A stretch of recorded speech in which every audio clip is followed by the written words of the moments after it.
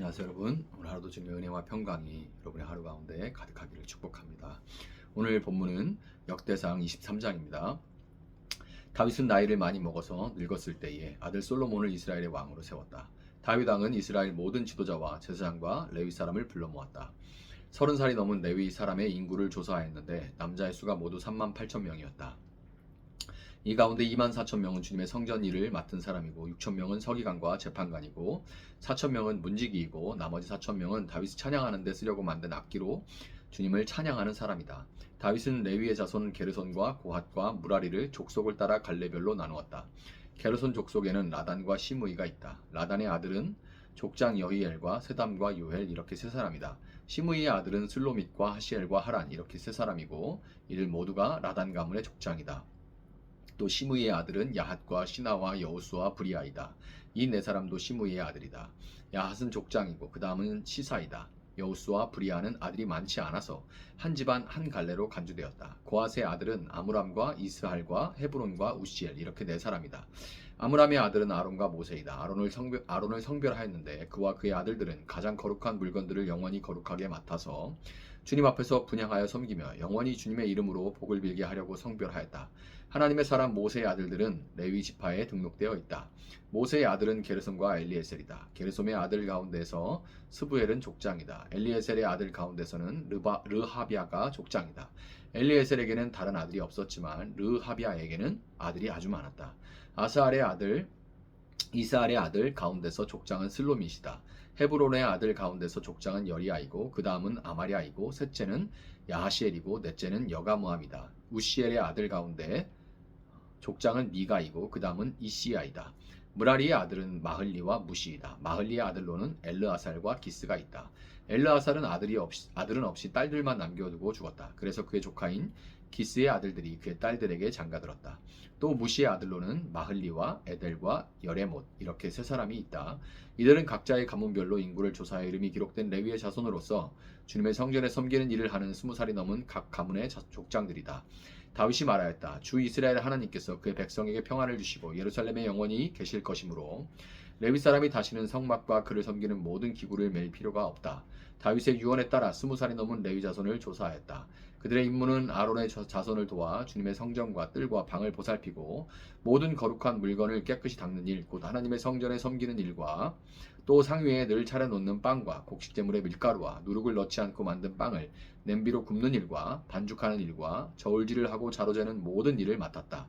또 아침 저녁으로 주님께 감사와 찬송을 드리며 안식일과 초하루와 절기에 주님께 번제를 드리되 규례에 따라 정한 수대로 거르지 않고 항상 주님 앞에 드리는 일을 맡았다. 이렇게 그들은 회막과 성소를 보살피는 책임과 그들의 친족 아론 자손을 도와 주님의 성전에서 섬기는 책임을 맡았다. 아멘. 자, 본문 1절이 어떻게 시작하냐면 다윗은 나이를 많이 먹어서 늙었을 때에 아들 솔로몬을 왕으로 이스라엘의 왕으로 세웠다 이렇게 시작합니다. 나이 많아서 많이 늙었다 이런 표현은 그냥 단순히 다윗이 뭐 그냥 호호 할아버지가 됐다 이런 말이 아니라 이 나이 많아 늙었다라는 표현을 여러분이 성경을 몇 번 읽어보셨으면 언제 쓰이는 누구에게 쓰였는지를 알 수 있어요. 일상적으로 쓰는 말이 아닙니다. 아브라함이 나이 많아 늙었다라는 표현이고요. 이삭이 또 나이 많아 늙었다라는 표현이 있고 또 마지막으로 욥에게 나이 많아 늙었다 이런 표현이 있습니다. 그래서 이 세 사람 딱 이름만 대도 어떤 사람들이요? 굉장히 존경받을 만한 사람들이죠. 그래서 이 역대기의 기자가 다윗을 신앙의 이 존경받을 선조들, 신앙의 선조들과 동급, 아니 그 이상의 존재로 대하려고 하고 있는 것을 우리가 알아챌 수가 있는 거예요. 이 호칭으로부터 다윗이 나이 많아 늙었다라는 표현으로부터 이 역대기 기자가 다윗을 이 아브라함과 이삭과 욥 이 급으로 그 이상으로 높이려 한다는 것을 알 수가 있는 거예요. 그렇기 때문에 당연히 이런 목적과 의도가 있기 때문에 당연히 열왕기상 1장에 기록된 늙은 다윗의 기력 없고 또렷하지 못한 모습, 몸이 추워가지고 아비삭이라는 동료를 이제 침상에 같이 둬가지고 그 몸이 차가워지는 것을 막으려고 하고 막 이런 얘기들이 막 있잖아요. 뭐 정신은 약간 희미하고 그로 인해서 이런 상태로 인해서 자칫하면 왕권을 솔로몬이 아니라 넷째 아들인 핫깃의 아들 아도니아에게 거의 뺏길 뻔한 그런 일들이 열왕기상 1장에는 기록되어 있는데 역대기에는 그런 내용이 없어요. 역대기는 다윗이 아주 멀쩡하게 솔로몬을 이스라엘의 왕으로 세웠다라는 주도적이고 적극적인 모습으로 역대기는 기록을 하고 있습니다. 왜 그렇다고요? 다윗을 그렇게 높이기 위해서 이런 의도를 가지고 기록이 된 겁니다. 다윗은 이미 죽고 없는 때에 역대기 기자가 이렇게 주의해서 다윗의 모습을 이렇게 기록한 이유는 다윗의 모습을 통해서 다윗의 씨로 이 땅에 오셔서 온 땅으로 하나님을 예배하는 성전을 지으실 메시아를 보여주려고 했기 때문에 그런 거예요. 이스라엘 왕으로서 다윗은 자신의 뒤를 이어서 성전을 건축할 솔로몬을 왕으로 세움과 동시에 이번 23장에는 제사장과 레위 사람을 불러 모으는 그 장면이 기록이 돼 있죠. 다윗과 솔로몬이 성전을 건축했다면 제사장과 레위 지파는 그 성전에서 드려지는 예배를 담당했습니다. 성전을 건축하고 성전에서 드려지는 예배를 담당했죠. 앞선 지파들의 족보에서 역대기 앞에 보면 지파들의 족보가 쭉 나오잖아요. 그 족보에서 레위 지파는 그 중심인 구장에 위치했었는데요. 구장을 앞뒤로 해가지고 족보가 기록돼 있었는데 중심인 레위 지파의 족보는 중심에 있었죠. 이것은 레위 지파의 존재와 역할이 이스라엘의 정체성을 지키는 데 있어 중추적인 역할을 한다는 걸 보여준다고 그때도 말씀을 드렸습니다. 다윗은 레위 사람들을 불러 모아서 그들을 계수하고 그들을 분류하면서 직책을 맡겼습니다. 30세 이상의 레위 남자들 총 38,000명 가운데 24,000명은 주님의 성전 일을 맡은 사람들이었고 가장 많은 이제 퍼센티지죠. 그 다음에 6,000명은 서기관과 재판관이고 4,000명은 문지기고 나머지 4,000명은 다윗이 찬양하는 데 쓰려고 만든 악기로 주님을 찬양하는 사람들이었습니다. 자, 이 레위기 가운데 이렇게 이제 분배가 돼 있었는데요.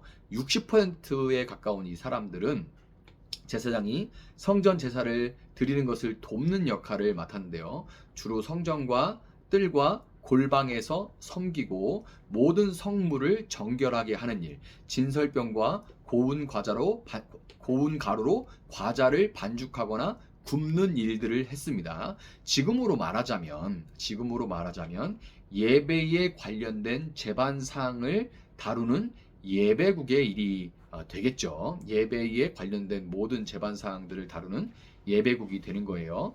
15% 정도에 달하는 서기관과 재판관은 행정일과 상담일에 해당한다고 보면 되겠습니다. 행정일과 상담일. 그리고 10%에 해당하는 문지기는 성전 수비대의 역할이라고 할 수가 있는데요.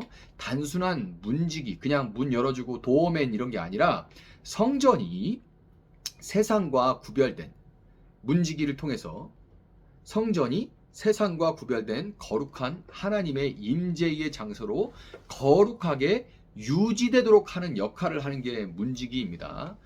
이제 들어올 사람만 들어올 수 있게 보호를 하는 거죠. 자, 문지기는 성전의 각 문을 담당하여 할례 받지 못한 이방이나 죄인들의 출입을 금지했는데요. 문지기들을 아주 뛰어난 사람들로 가려서 뽑았다는 것을 볼 때 지금의 이단 방지 대책위원회나 아니면 또 따로 개종 교육을 시키는 그런 신천지나 이런 데서 나온 사람들 개종 교육을 시키는 이런 아주 특수한 임무를 맡은 그런 사람들에 해당한다고 말을 할 수가 있을 것 같습니다. 아무나 못해요. 아주 뛰어난 사람들이 이런 일을 할 수가 있는 거죠. 나머지 10%는 전문적으로 성전 찬양을 맡은 사람들이에요. 요즘에 이제 중대형 교회들을 중심으로 해서 마치 목회자에게 사례를 하듯이 사례를 지급하는 전문적인 찬양팀을 두는 곳들이 많은데요. 개인적으로는 이거에 대해서 뭐 부정적으로 생각하시는 분들도 있는데 개인적으로는 전공자로서 그것을 이 음악을 업으로 삼는 사람에게는 교회의 형편이 되는 한 부족할지언정 당연히 사례를 해야 된다고 생각을 합니다. 그런데 뭐 생각은 좀 다를 수 있는 거니까요. 그런데 중요한 질문은 이게 아니라 이거예요. 중요한 질문이 뭐냐? 그렇다면 제사 곧 예배를 인도하는 사람은 누구인가 하는 겁니다. 예배를 인도하는 사람은 누구인가?